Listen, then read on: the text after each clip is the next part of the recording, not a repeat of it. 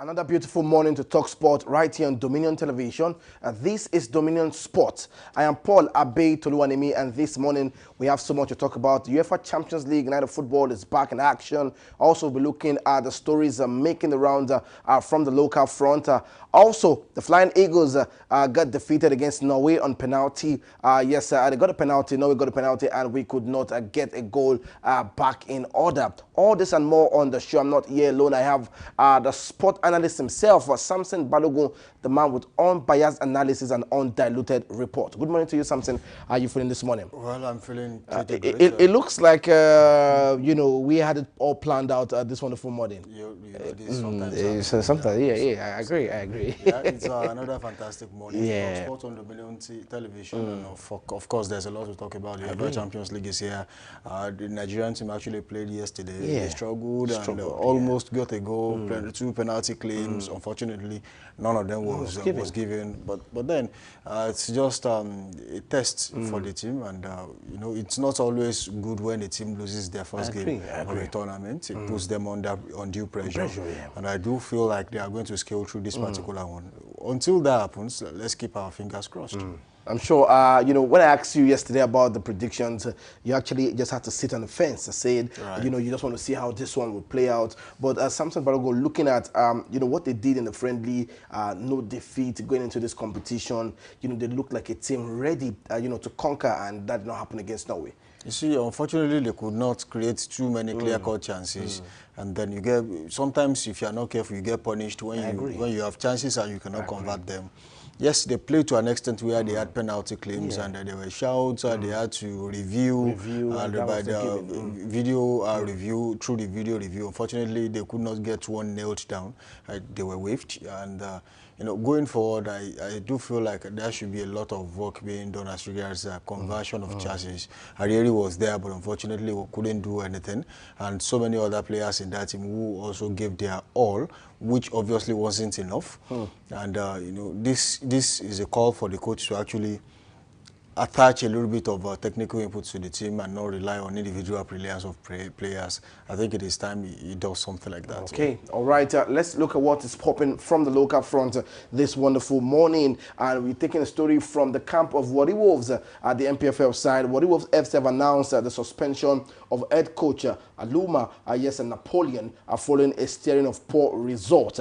Assistant coach Johnny Austin will take charge of the interim basis right there for Warri Wolves. But quick one, let's look at the last 6 games for Warri Wolves, and I'm wondering why it's on suspension. Let's have that displayed on the screen. Yes, there you have it.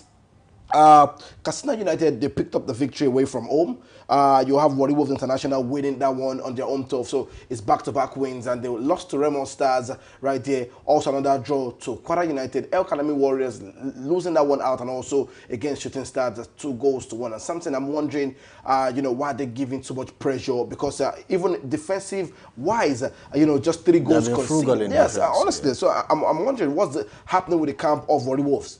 I think, you know, the team they have panicked and they have taken the wrong decision. I agree, man. I agree. And, you know, sometimes, I mean, what were they thinking? They probably thought they were going to win the league title, or maybe be sitting on the top of the log with maximum points at this time. I mean, that's unfounded. That's, you know, not realistic. Yeah, true. And I do feel like they have just placed the cart before the horse. They have taken the wrong decision, and just by regret it, you know, throughout the season.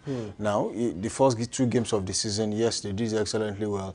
But then if you look at the teams they played after that they are no pushovers. I mean, you played Remo Stars, played Kwara United, that will be playing on the continent, and then after that we played El Kanemi Warriors of Maiduguri, away from home, in the far north. I mean, the humidity in that part of the country can even make you lose the game much more if a team is better than you. So I don't think the last 3 games should be held against them. Yes, you can pin the blame on them for the loss against Shooting Stars, but of course, if you look at Shooting Stars too, Shooting Stars has not been really bad this season, as you know, they have been widely condemned. But the truth is, when people want you to improve or do better, there is always going to be claims and the like. So that's exactly what happened with Shooting Stars. And the fact that they went ahead and Shooting Stars had to score two quick fire goals to equalize and then eventually win the game.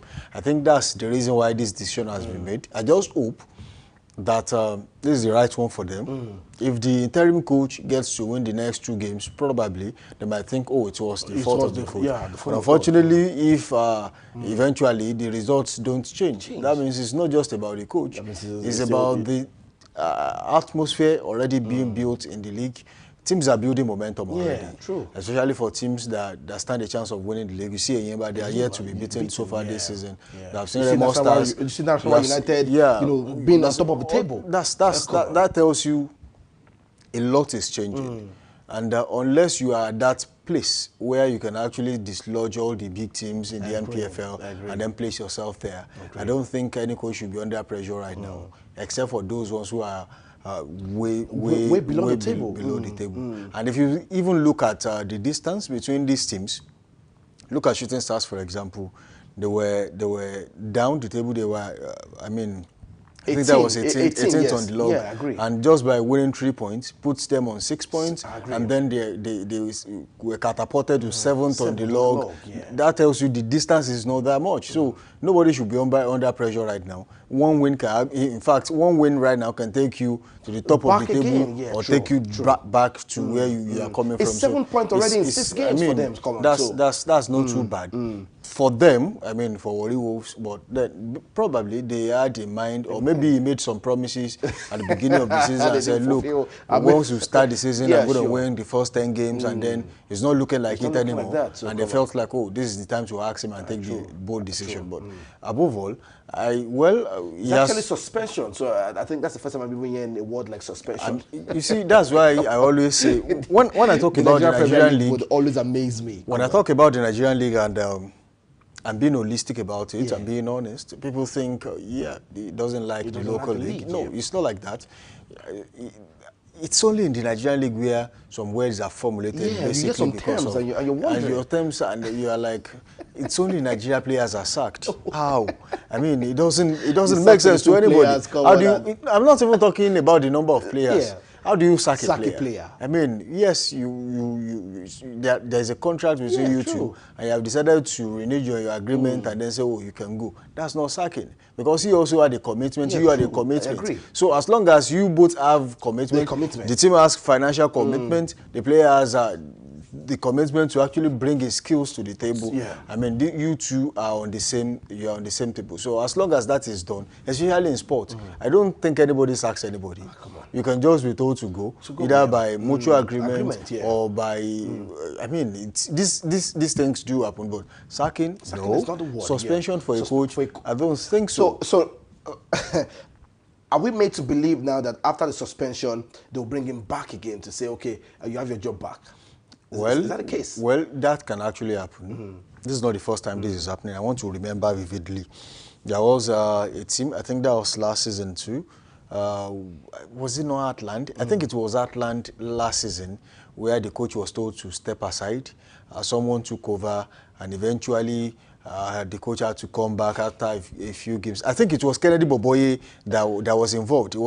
Kennedy Boboye was brought on board to steer the ship of the team, and then when the team started performing, then the coach was returned back. And according to a report, the coach's wife was actually the friend to the governor's wife. I think that happened in Imo, Atlant Football Club of Owerri. Yes, I'm correct. So that was what happened. So we joke too much in Nigeria. And sometimes I do see what we do here, especially with our sports. I see it as more like a Cartoon Network, It's a lot of comedy. Actually, you're right. It's actually with Atlant. Atlant Football Club. I could remember vividly it happened last season, and the coach was asked to step aside. Eventually, Kennedy Boboye came on board, steered the ship of the team. They were, getting some results, and then was told to go again. That the coach is coming back. Who does that? Nobody except Nigerians. So I liken what we do here to Cartoon Network. It's just more or less like a channel where someone wants to,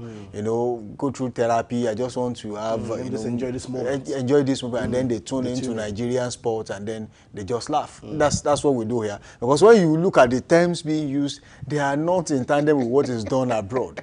And people would say, "Oh, we want to do our thing our way." But what exactly are we doing? This is a joke. I agree. But we can always do better. We can always do better. The best thing you could have done right now. Okay, let's take for example. At Nottingham Forest now, Hank Postecoglou was brought on board because Nuno Espirito Santo was said to have, outlived his usefulness. You are no longer getting results. You have to go. Yes, he accepted that in good faith, left the team, and then Hank Postecoglou came on board. Now, has it changed the trajectory of the result at Nottingham Forest? Not at all. I don't think so. The last 6 matches, he has fumbled woefully. Not a single win. So it tells you it is beyond the problem is beyond the coach. How about the players? But unfortunately, you cannot sack 22, 23, 25 players because of one coach, but you can take away one coach because of all the players. But in the if a new coach comes, you can sack no, I have always told you, it's always a different case when we talk about the Nigerian setup. I agree. It's always different. Nigerian case is always upside down. Whatever is not done anywhere, just be rest assured that when you localize it to the Nigerian setting, you realize it is doable. So that Nigeria is totally different. Now, that same Nuno Espirito Santo that was said to have outlived his usefulness is now a coach with a different club for West Ham. West Ham United. Now, if you look at West Ham United now, at least they have not won the game, but they got a draw yesterday. They got a draw. That means the structure is coming back. And so far this season, before yesterday, they were the whipping boys in the EPL. They were being defeated left, right, and center. Now something is happening. So it tells you that this sometimes or most times beyond the coach. So until management begin to see beyond that, I agree. Then we will continue to have this kind of situation. But I just want to advise the management of Warri Wolves and most definitely the LMC that look, there are some things that has to change. I think there should be rules, standing rules. If a coach is not good enough, yes, you can tell the coach to go. But in Nigeria, coaches also want to hang on. They are either calling someone that knows someone, I don't want to be sacked, who will turn things around. Because they know that if you have been sacked, your contract is gone. Nobody is telling you, until you get a new job, your salary stays, just like it is done in the EPL. If Nuno Espirito Santo had not signed for West Ham United, he would still be sitting somewhere. Andre Villas-Boas did it for Chelsea. He sat down and was earning good money from Chelsea. I didn't say I want to go. You told me to go. So there's nothing like job security when we talk about. I agree because on my contract. So now this suspension now, come on. I'm wondering, are you going to be paying me on this suspension, or what's the case like? Most of the time, we don't even know the contract of most of these players, of these coaches. How much are they receiving? If you don't know that of your coach, if you don't know that of your coach, you can't know that of a player. How do you do that? It's the first time in the history of the NPFL, that something was as clear, the clearest it could be, was the recent administration of Shooting Stars, where players were given contracts, and even though you don't know how much they earn, which is still bad, you at least know that this player has 2 years contract. So if you are leaving tomorrow, you know Shooting Stars must get something from you. Yeah, true. This player has a year contract. This player has 3 years contract. So it is predictable. Take for example, if Ayobami Jr. is leaving Shooting Stars tomorrow morning, he has a contract with Shooting Stars, and Shooting Stars must earn from that. That's football business. But before now, I can say it anywhere in the NPFL, it is done in such a way that it is shrouded in secrecy. So you don't know how many years contract, you don't know how much these players earn, you don't even know anything. All you hear is after the close of the season, so player has gone. To where? You don't know. You don't even, and you begin to hear stories, it was one agent that gave us that player to play him last season. Are you serious? I mean, are you joking? Come on. Is it done anywhere like that? No. That's why I said the Nigerian setup is more or less like Cartoon Network. And I know we'll still enjoy more of that. True. All right. The stories are popping and we have more and more to give out on the show today. Let's move away from that. We hope for the very best for NPFL. Let's take more stories. And this is coming from, Samson Balogun. When we got this news yesterday, a little smile on our face, but it's not looking too good. Now, we got a story here that deduction of South Africa point by FIFA for fielding an ineligible player. This is what the table would look like. But before that, FIFA has notified South Africa 2-goal win over Lesotho for fielding an ineligible player at Teboho Mokoena. 3 points and 3 goals have been deducted from South Africa and awarded to Lesotho. Now, following the deduction of South Africa points by FIFA for fielding an illegible player, this is what the table would look like with 2 matches at the end of the World Cup qualification. Let's have that. There you have the picture. The FIFA deduct 3 points and 3 goals from South Africa for fielding that player. Let's look at what the table is looking like, and we're going to read out the games. And I'm going to ask something, and I'm sure if you're watching us, do we still stand a chance of qualifying? Now, something yesterday, I was speaking with David, and he said the only problem now is Nigeria just going to give Benin Republic a tough test, because honestly speaking, it doesn't look like we are even going to make the best ranked teams at the end of the day. Now, there you have Benin Republic on 14 points with 4 goal difference. We have South Africa also on 14 points with +3 goal difference. There you have the Super Eagles of Nigeria on 11 points with 2 goal difference. Now, it would have been better if the Super Eagles of Nigeria had won that game against South Africa. But we have Rwanda also on 4 points with 11 points. We have Lesotho with 9 points, and we have Zimbabwe also with 6 points. Now, Samson Balogun, Nigeria, the last 2 matches is going to be against Lesotho away from home, and we're going to have Benin at home. For South Africa, the last 2 games are going to be Zimbabwe and Rwanda. Now, the Zimbabwe game is still going to be on their home turf. That's one. Rwanda also, so it looks like they're having the both games on their home turf. There's going to be an home game. Also for Benin Republic, they're going to have Rwanda away. We're going to have Nigeria away. Now, what's it looking like for the Super Eagles of Nigeria? Do we stand a chance, or are we about to now open the algebra and the board mass, the quantitative reasoning? We start to do the plus and minus together. Something, what's it looking like for the Super Eagles of Nigeria? Looking at the table and looking at the matches that we have to play. Well, unfortunately for so many Nigerians right now, I don't want to be the prophet of doom.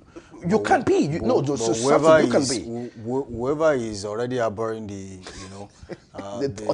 thought that Nigeria stands a chance of qualifying for the World Cup, even with the removal of the 3 points.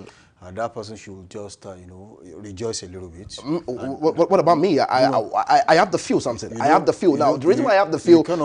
You cannot be overjoyous. And I will tell you, the Super Eagles of Nigeria, they are synonymous to disappointment sometimes. They always know how to raise your hope and dash it at the same time. So it's not new.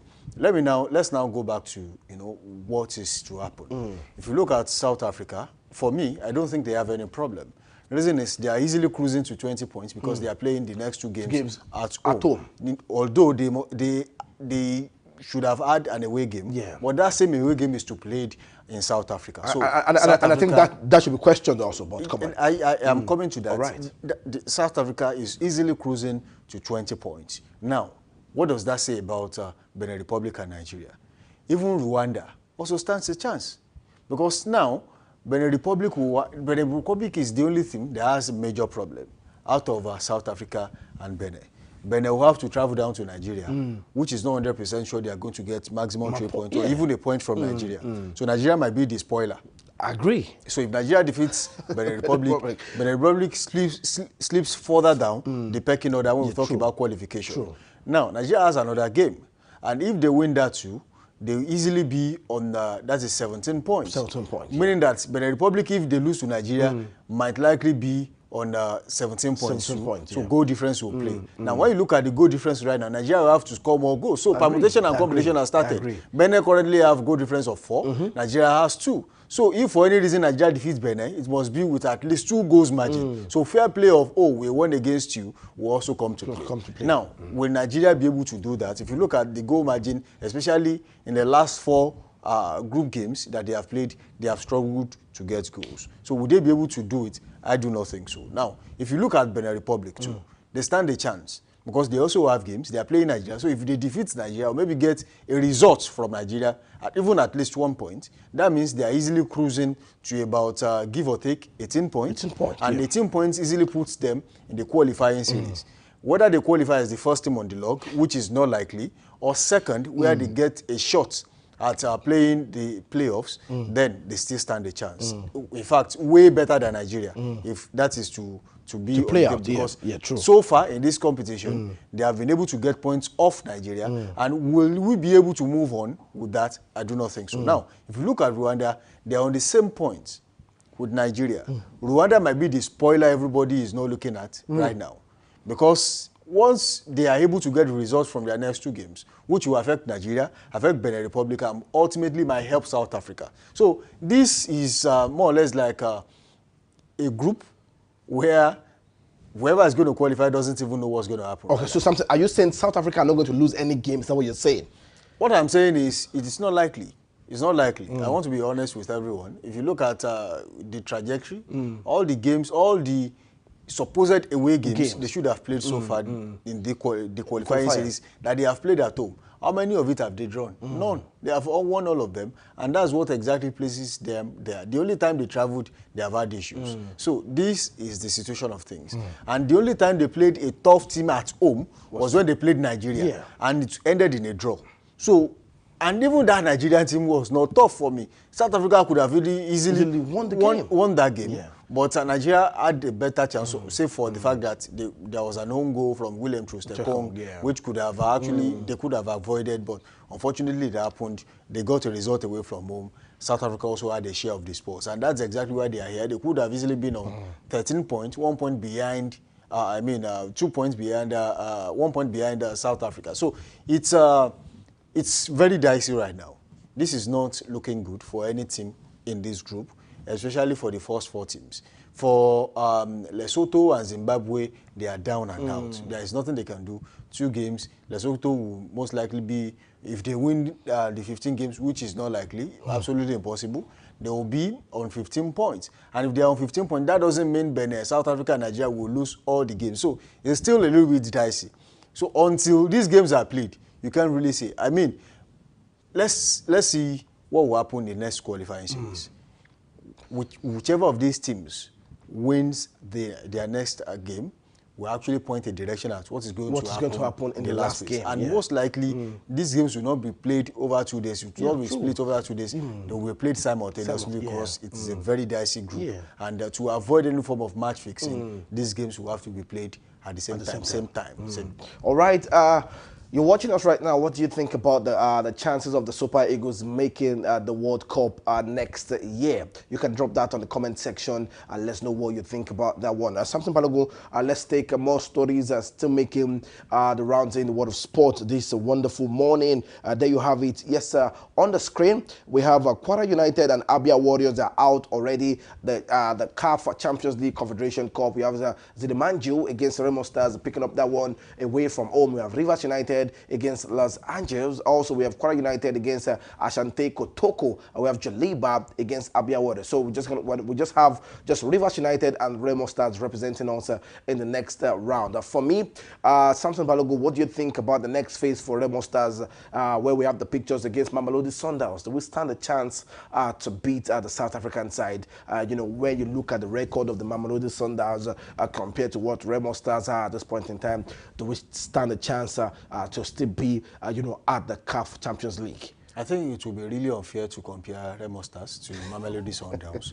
It will be really unfair. I'm not underplaying what they have achieved so far, but in terms of history and what they have achieved so far, I think they are way ahead of Remo Stars. But the only good thing is that Remo Stars have not slowed down since they came on board. True.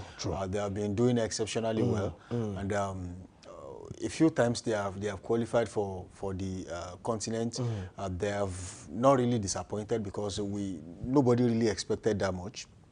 But this time, it's going to be a tough test for them. They really have to prove they belong there. And doing that against Mamelodi Sundowns. The last time Mamelodi Sundowns played, a Nigerian team, I think that was Ayimba. Yes, they lost to Ayimba, and I think Remo Stars can also pull that off. So if all necessary, if all eyes are dotted and all T's are crossed by Remo Stars, I think it will be a good one. But it's going to be one of the biggest matches. I agree. When you talk about this round of qualification. And I'm still going to repeat it. Yeah, I was about saying that. Are you? I was about saying, do you agree to this system that we are at this point in time? I've always, because at the end of the day, even a final, when they get to the final stage of this competition, they're going to have two-legged. Yeah. What on earth is going on with the system in Africa? I just want to understand the system. How do you play a final and you have the first leg and you have the second leg? How does it work? How does it work? Well, that's the question. I think it's the African thing. What's the idea behind it? It's the African thing. What's the idea? One, African football, for me, I will support CAF a little bit on this. African football is not ripe enough to hold one-legged CAF competition. Are you serious? In the final, I'll tell you. Okay. The reason is, if you look at the current situation of things, how many of these games have you seen that the stadium is filled in all African countries, except for few, where you only find them there because the stadiums are thrown open, because they are free. So if you want to have an African Champions League final, and if you look at the stadium and it's not even half filled, then what exactly are we trying to do? So they are trying as much as possible to see how it can be enjoyable on both ends. How many Nigerian football supporters will travel to, let's say, for example, Tanzania to watch the CAF Champions League final? How many Tanzanians will travel to Nigeria to watch the CAF Champions League final? I don't think we have too much of that right now. Football in Africa is not matured for that.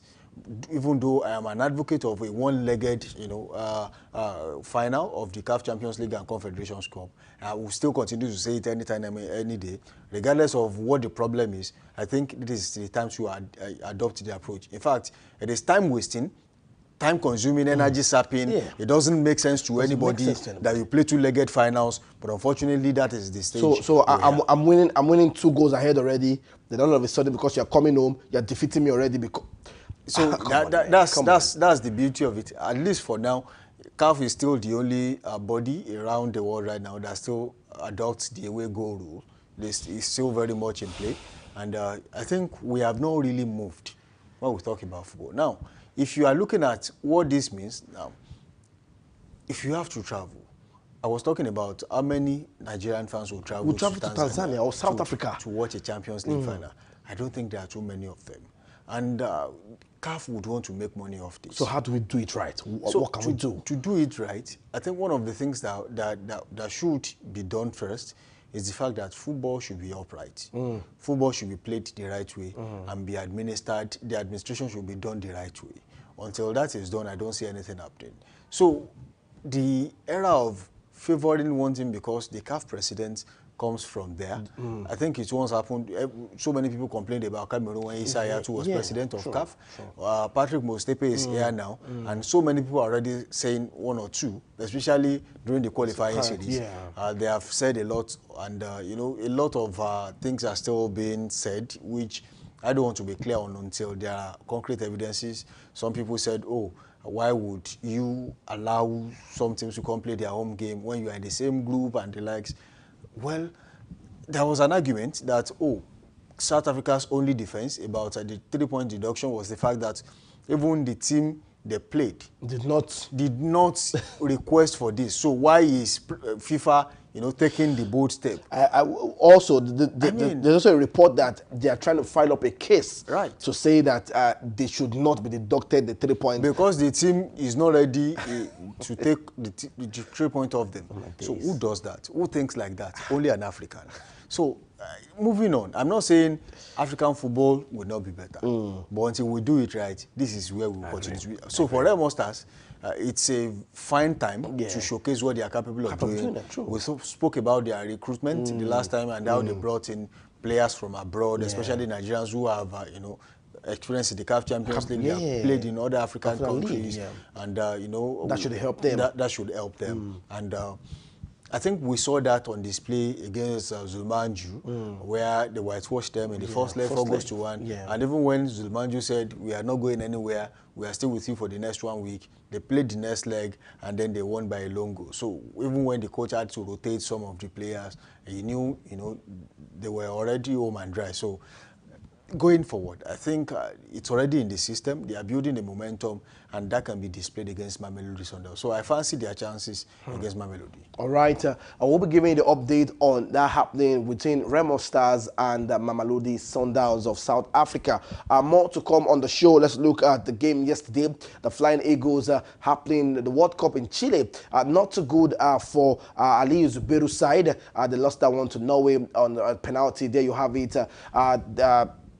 Samson, I want to ask, what's the next step for the boys going into the next game? How do we put ourselves in order? You know, we saw the error, we saw what happened. I'm sure, you know, they'll be dotting their I's and crossing their T's at this point in time for the next game, so they can have all 3 points, because not getting a 3-pointer in the next game, I'm sure, is done and dusted. Well, if they fail to win their next game, I think there's a problem. Look at the current situation. I've always said this, that you're as good as your last result, and I don't think they should be thinking that way. That's why they have a psychologist in the team that will psych them to victory, and the coach already knows where they got it wrong, and that's the job of a coach and a match analyst. Yeah. You know, tell them exactly what you did wrong in the last game. I think their major undoing against Norway was the fact that they were unable to create enough chances. The little they created, they could not convert. They relied, because there was too much noise about, oh, we had a penalty and the likes. So they relied too much on what the referee was going to do for them rather than what they would do for themselves. Yeah, true. Which, for me, that's not done in football. Yeah, that's not football. You must play the referee as an opponent. True. Before you can actually say, I mean, this is a World Cup. Nobody has your time of trying to... There wasn't a VAR on site. They only had a video review, a FIFA video review team on ground. And those who were even handling it were not referees. So they don't really understand what it means to be on the field, and then you are clamoring for, you know, what is to be done. If you look at that game, they really need to bring in a little bit of synergy into the team. Some of these players, probably because they just done them, Daniel Daga and some other players, probably because they were not really there during the preparation, it affected their free flow football that we know them for. And going to the next game, I feel like by then they should have been able to form a form of energy and synergy within the team, and they should coast to victory. Right. So I want to ask a question quickly before we move on to the next discussion on the show. Do you think that the Flying Eagles team, or maybe the under-17 or the under-20, or, you know, the likes like that, are they just for development purpose? You know, and in that case, how do you now, bring them, can they now translate themselves into the mainstream team of the Super Eagles and also the dream team? Because at this point in time, you know, it's not looking like, it's something they want to achieve. And I having to hear that these players are just, you know, for development's sake, to see how they can be part of the mainstream. Do you think that should be the idea, or, you know, we should be gunning for the trophy? Well, I think if you look at the current situation, the mindset originally, I don't know what mindset the coach has and what he had before the tournament. The mindset originally should have been to go there and bring back home the trophy. The last time Nigeria won it was 2005. And right now, they lost the first game, and they still stand a chance of qualifying if they win their next 2 games. And I don't think this is just for development. And even if it is for development, see, football is beyond what you see, and it's not just mathematics. It doesn't work that way. And not all the players, no matter how good they are, no matter how sound they are, not all of them will make it to the Super Eagles or even the Dream Team. Some of them will fall off by the roadside. We have seen it happen before. Let's say, for example, the 2005 team that consisted of John Obi Mikel, Tai Taiwo, Lufemi, Olabayo, and a lot of them, quality players. How many of them made it past the under-20 as a superstar? There were not many. Even the club side? That's where I'm coming from. Just about 5 of them. So even at club level, they really did not make it past, you know, the under-20 level. Some of them just slipped into oblivion, just like that. And you can't really blame them, because sometimes if that is all you have that you can give, and you are giving it so quickly, will you be able to get more? Is there a bank, can you dig deep or deeper to bring something else out of it? Once you are done, you are done. There's nothing you can do about it. So if you look at this team now, some of them are already flourishing. Look at Arieri is already being scouted by some teams as a striker. Daniel Daga already plays for Molde in Norway. I think there are other players, I think a few of them play in the NPFL. Some still play with the academy, looking to get professional contracts. Will they be able to see contracts after this? Yeah, so that's why when you talk about selection process, and you realize the fact that there is foul play in the selection process, it is because some agents will pay the coach and say, look, just let him play one game. Just play one game. Let him just play one game at the tournament. That's all I want. And after he plays one game, his videos are already being sent to club side. To club side, I agree. He was at the World Cup. Look at my player. I agree. He knows what. Just one dribble and one shot, and then he's already been marketed. Yes, marketed, yes. Yorubas will say one for tough. So they are already painting him in a way. True, and I agree. If he eventually lands this contract, will be able to live up to expectation. It happens everywhere, not just the national team. Some of these CAF Champions League teams, you realize some of these players are not really with the team, and then when it comes to registration for CAF Champions League, they are registered. Right. They play 2-3 games on the continent, and then it's already been scouted by clubs around Europe. Fast House is Elena teams you rarely hear about, and then boom, they are gone. Right. So it's like that. Yeah. I don't want to think it's about development alone. I think it should be a national issue, which is come home with a trophy. All right. Crashing out of the group phase helps no one. I mean, it's a waste of resources. True. All right, let's move away from that story, and we hope for the very best for the Flying Eagles right there in Chile. Let's inform you that Super Falcons Monday Gift made history in Washington Spirit, a 4-goal win over Michel Aloze's side, Houston Dash. She scored the fastest hat-trick from the start of the match in the United States of America National Women's Soccer League history. A second Washington Spirit player to score a hat-trick ever.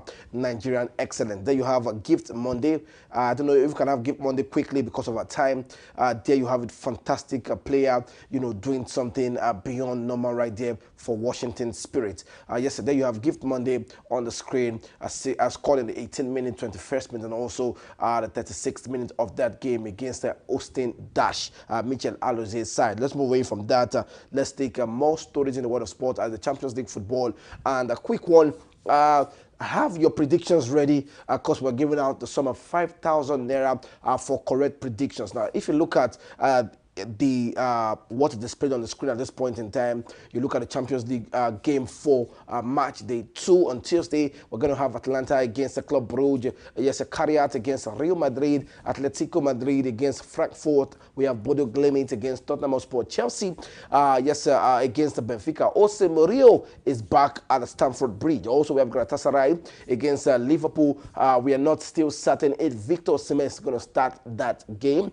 Inter Milan against Slavia Prague. We have Marseille against Ajax, and we have Pafos against Bayern Munich. Now, look at that game. Just have 5 predictions correct, and you stand a chance to win the sum of 5,000 naira. Have 5 predictions correct, and you stand a chance to win the sum of 5,000 naira tomorrow on the show. Something Balogun, quick one. Chelsea Benfica for you. Look at the current form of Chelsea this season, not looking too good.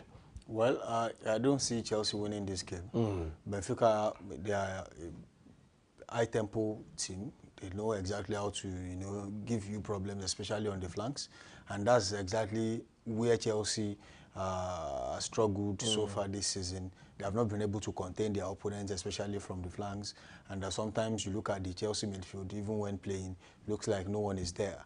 So something is wrong with the team setup, and defensively they have been shaky. They have not been rock solid. So that gives Benfica an edge.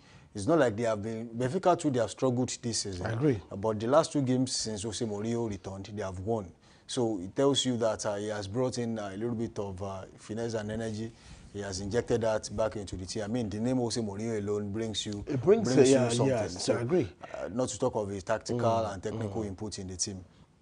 I want to believe Chelsea will struggle against Benfica, but eventually might end up in a draw. For you, Galatasaray against Liverpool, how do you see that one after the defeat to Crystal Palace? Do you think Liverpool can bounce back away from home to a side like Galatasaray?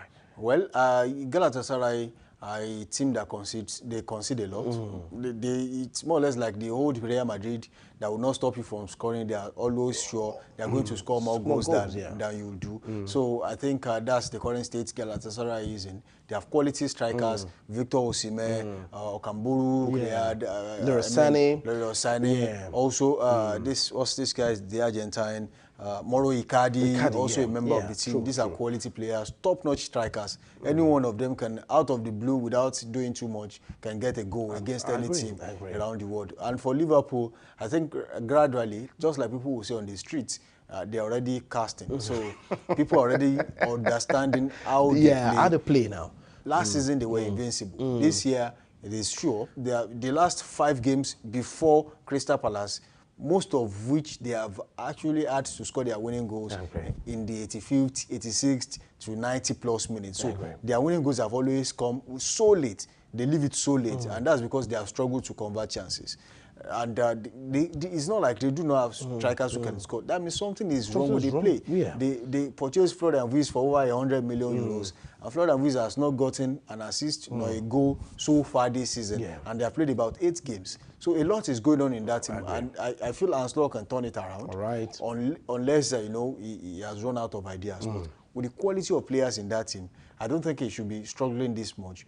But defensively, that's the only place Liverpool forgot to recruit. I agree. They still have their usual suspects. Yes, Trent Alexander-Arnold left. Frimpong was brought on board. It was a Kekes also came on board to show up defensively. But how about the center of defense? I agree. Virgil van Dijk is not getting younger, and most definitely, what's his name? Ibrahim Konate is not getting younger too. Though he's still young. He's still young, but it's not a he will have to struggle. If Van Dijk fails, he will struggle. He will struggle, definitely. So that's the problem. So was there someone that would replace them if something goes wrong?